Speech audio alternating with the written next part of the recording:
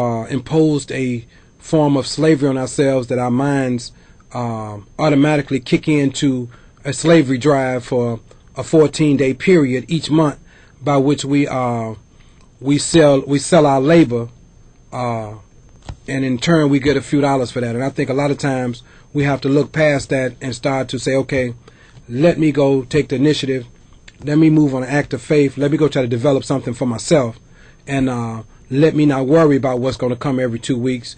It may take me 2 years, it may take me 3 years, it may take me a while, but you'll come to find out that it's the same struggle, and what you thought you needed to make it, you really don't need it.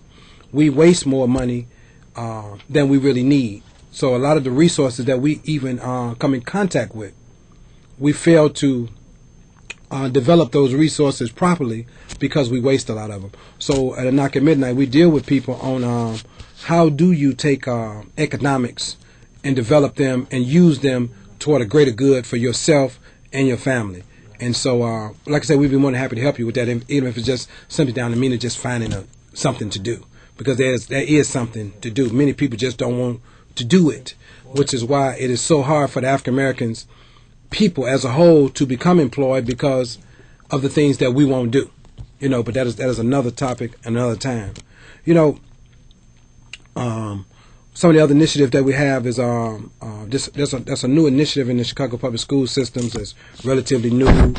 Not a lot of being said about it as a pilot, as people are going to see if it works. It's called social-emotional learning. Social-emotional learning or social-emotional education is real.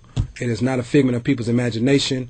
There's not a whole lot of Einsteins walking around. There's not a whole lot of high IQ people in a lot of the systems. But what there are a lot of intelligent people walking around, but we have chosen to grade people's intelligence based on a math score and a reading score and not the character of the individual that we are teaching. And it's a shame that a child cannot be graded on the content of their character, but only the quality of or the quantity of their math score, which is ridiculous, because I would rather have a quality person that can in turn have themselves develop and they already are intellectual and they become intellectually astute than to have an educated person who winds up being a fool.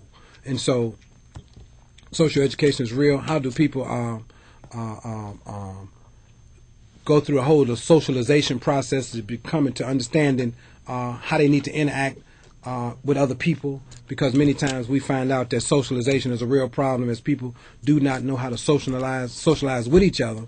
So in turn, we find out there that as far as character goes, as far as social skills, as far as the interpersonal intelligence that they need, that would allow them to create what we would call a veridical model of themselves, a true self. They continually act and command attention for the false person they are, living in that false reality. And we're saying that through social-emotional learning, we can help people really, really take a look at the true self, teach the mechanics of character and character development, and help them be better people in this day and time. That is possible. I applaud the Chicago Public Schools for having the foresight to reach out to a lot of different organizations that actually applied to do this work, that volunteered to do this work, that said we have the apparatuses to do that. I'm proud to be in that group of people. I'm proud. A matter of fact, I would like to say at Knock at Midnight is proud to be amongst those organizations that has